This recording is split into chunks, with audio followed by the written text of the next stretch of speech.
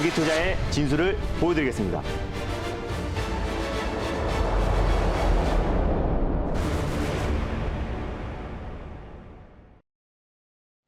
네, 여러분 안녕하십니까? 오늘도 힘차게 달릴까 말까 시작해보도록 하겠습니다. MBN골드 김준호 매니저와 함께하겠습니다. 매니저님 안녕하세요. 반갑습니다. 예. 네.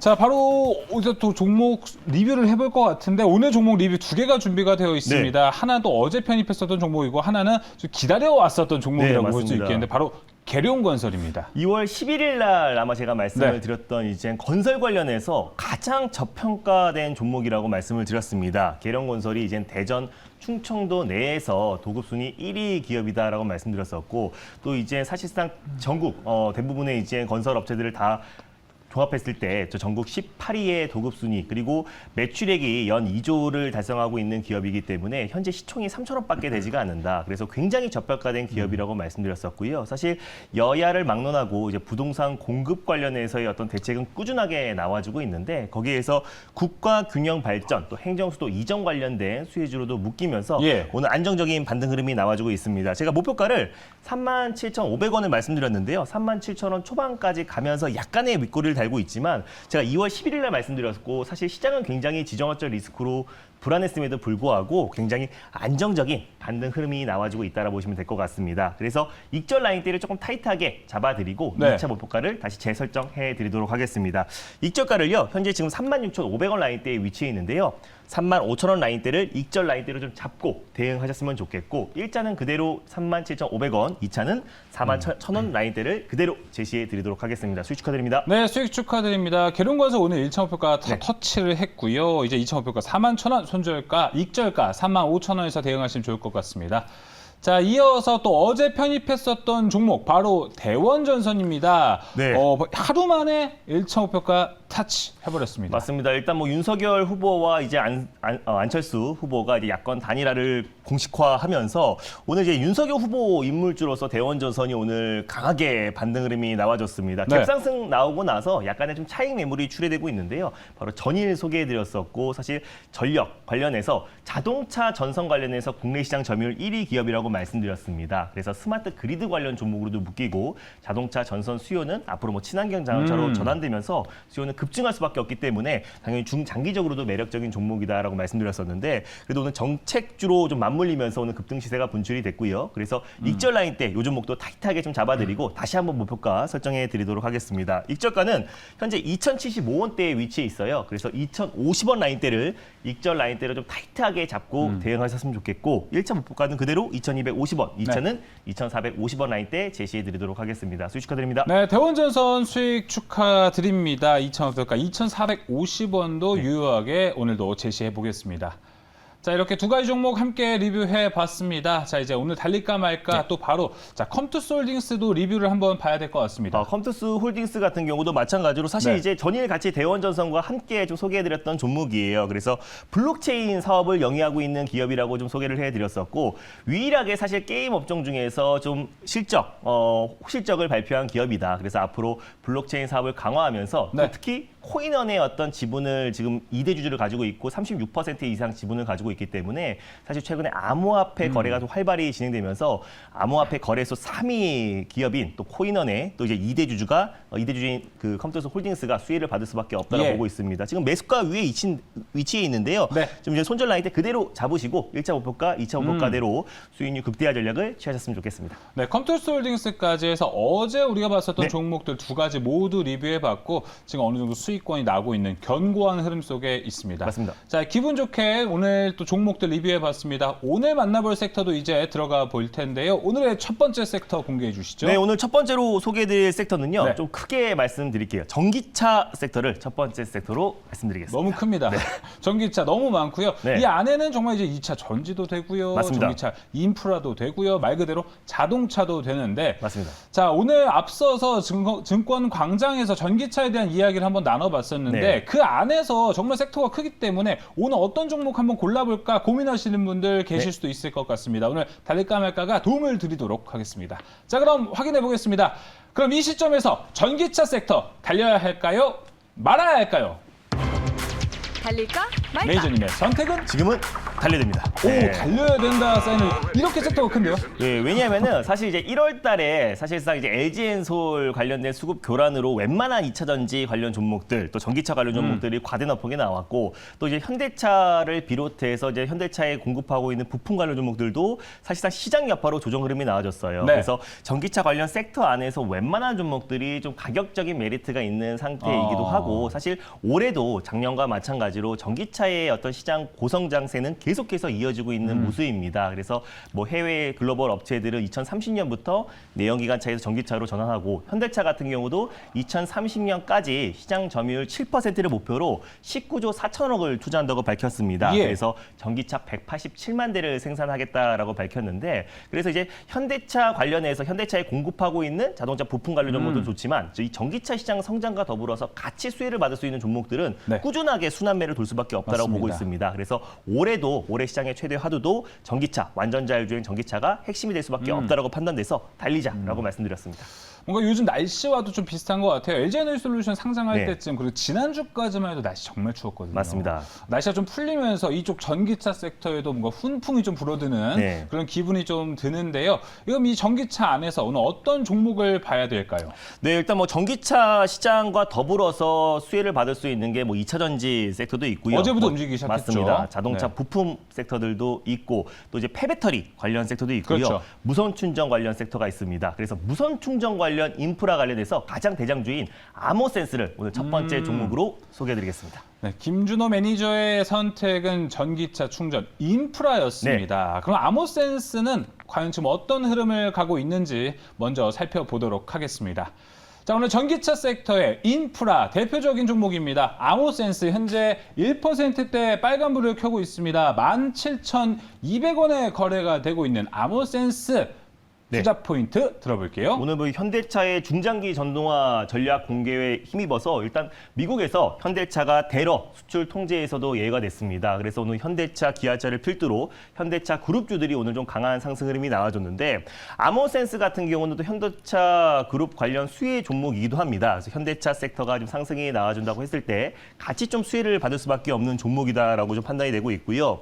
일단 이제 세계 최초로 이제 무선 충전 차폐 시트를 특허를 받은 기업이 유일한 기업이 아모센스입니다. 작년 8월 달에 특허를 받았고요. 그래서 무선 충전 관련된 인프라 구축이 본격화됐을 때 가장 크게 좀 수혜를 받을 수 있고 기술력이 입증된 기업이 아모센스다라고 좀 판단되고 있어요. 특히 이제 과기부에서 현대차에서 신청한 전기 무선 충전 규제 샌드박스가 승인이 되었습니다. 그래서 현대차는 이제 전기차 관련된 이제 사업 투자를 계속해서 좀 확대해 나가면서 동시에 전기차 충전 인프라 특히 무선 충전 인프라 구축을 이제 속도를 낼 것으로 판단이 되고 있는데 완전 자율주행으로 이제 가는 과정에서 사실 내연기관차는 힘들다고 말씀드렸었잖아요. 자동차가 스스로 달리고 쓰는 것도 중요하지만 스스로 충전을 하는 것도 가장 중요하다고 말씀드려서 어차피 이 시장은 완전 자율주행 전기차가 가장 키포인트다라고 말씀을 드렸습니다. 그래서 현대 모빌스에도 아모센스가 자율주행 인포테인먼트용 음성인식 모듈을 공급하고 있기도 하고요. 그래서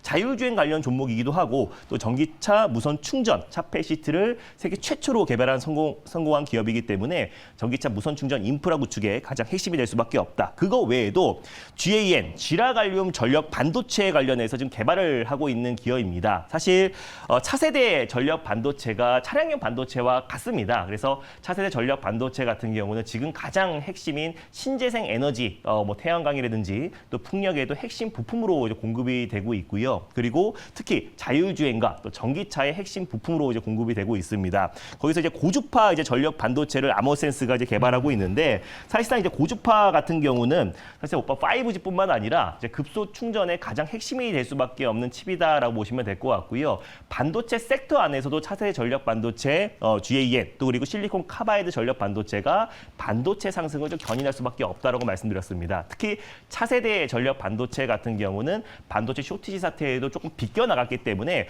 사실상 신재생 에너지, 탄소 중립으로 가는 과정과 또 그리고 무선 충전, 또 그리고 전기차 인프라 구축이 본격적으로 진행되었을 때 가장 핵심이 될 수밖에 없다라고 판단되고 있어요. 그래서 정부에서도 전력 반도체 투자를 계속해서 좀 확대해 나가고 있고요. 네, 그리고 아모센스 같은 경우는 사실 실적적인 부분이 작년에 상장된 기업입니다. 네. 특례로 상장한 기업이기 때문에 그렇죠. 사실 이번에 뭐 3월 달에 어떤 이제 실적에 대한 부분은 우리가 좀 비껴나갈 수 있는 부분이고, 그리고 이제 본격적으로 이제 무선 충전 관련된 인프라 구축이 본격화됐을 때 폭발적으로 실적 성장이 이어질 수 있는 기업이다. 그러니까 컨센에 나와 있는 어떤 실적을 보고 실적이 좋아진다라고 보는 게 아니라 앞으로 어떤 전기차 시장의 어떤 성장과 무선 충전 인프라 구축의 어떤 성장성을 놓고 봤을 때 실적 성장이 대두가 되는 종목이다라고 보시면 될 것 같고요.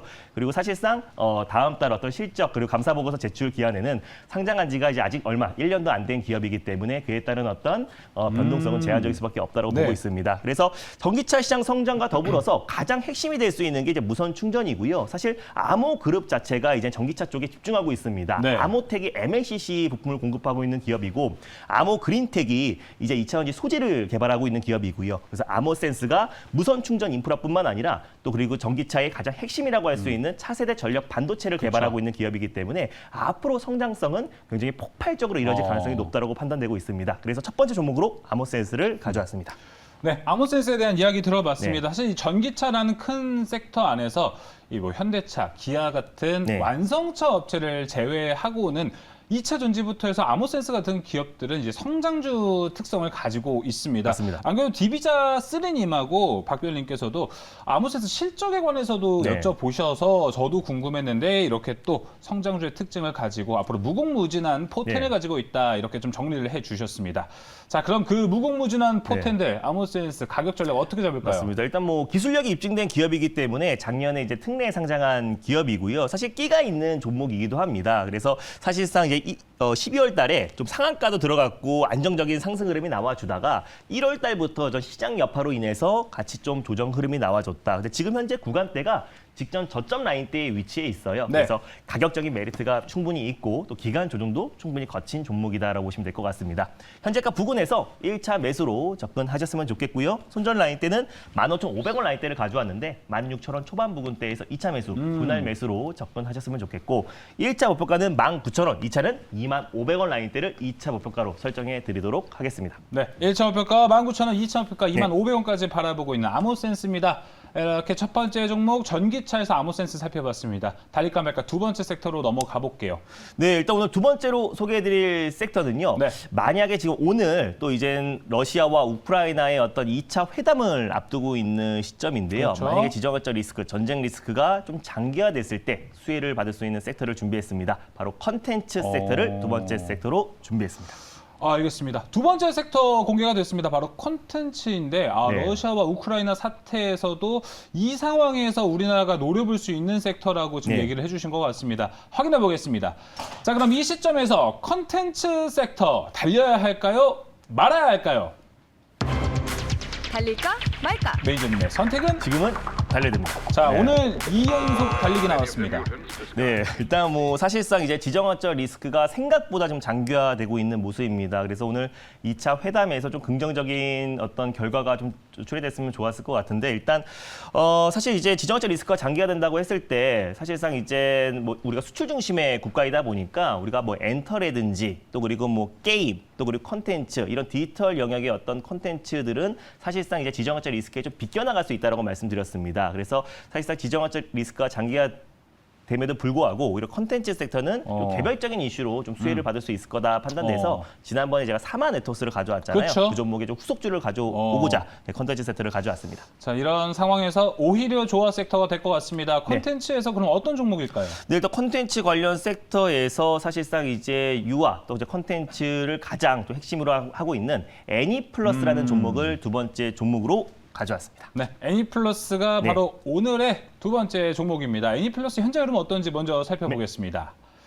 자, 애니플러스는 현재 컨텐츠에서 가져왔습니다. 애니플러스 오늘 흐름은 어떤지 살펴볼게요. 현재 1%대 움직임을 가져가고 있어요. 1.22%네요. 애니플러스 투자 포인트와 가격 전략 한 번에 좀 들어볼게요. 네, 일단 뭐 극장판 애니메이션 배그 사업을 하고 있는 기업이고요. 컨텐츠 매출이 79%, 또 그리고 캐릭터 매출이 14%를 차지하고 있습니다. 그리고 일본의 어떤 애니메이션이 매 분기당 한 30여 편 정도가 국내에 이제 들어오고 있는데 그 중에서 거의 90% 이상을 애니플러스에서 계속해서 지금 이제 공급하고 있다, 배급하고 있다라고 보시면 될 것 같습니다. 그 외에 최근에 NFT 관련된 사업도 하고 있고요.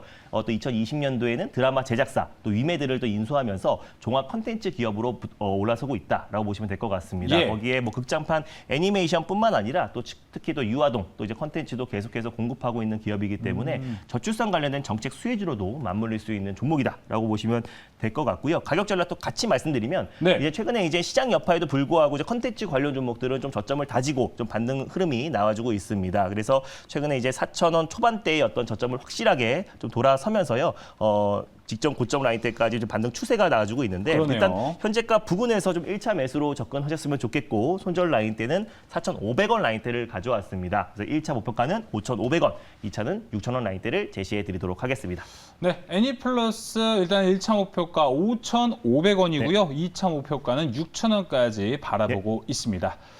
자, 이렇게 오늘도 두 가지 종목 함께 확인해본 달릴까 말까였습니다. 오늘 이후에 또 김준호 매니저님 방송에서 못다한 이야기 어디서 네. 들어볼 수 있을까요? 또 최근에 제가 방송에서 말씀드렸던 종목들이 뭐 꾸준하게 매일매일 상승 흐름이 나와주고 있습니다. 뭐 전일 말씀드렸었던 이제 한전, KPS도 강한 상승 흐름이 나와주고 있고요. 뭐 컴투스홀딩스, 뭐 비덴트, 또 코스모와 꾸준하게 상승 랠리가 나와주고 있는데 지금부터는 종목이 굉장히 중요한 것 같습니다. 종목 장세가 좀 심화되고 있는 만큼 오늘 밤 9시 30분에 MBN골드 사이트와 유튜브를 통해서 시장 전략 자세하게 소개해드릴 예정이니까 많은 참여 부탁드리겠습니다.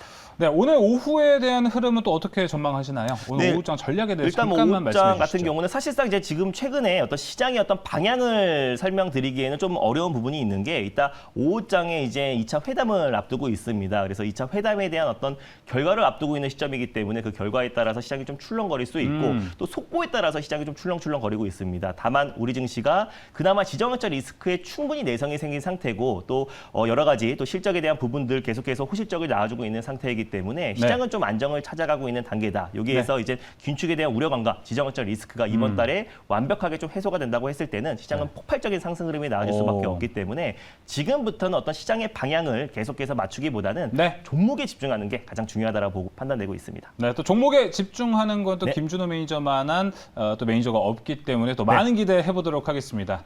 자, 오늘 달릴까 말까 준비한 소식 여기까지입니다. 오늘 말씀 감사합니다. 감사합니다.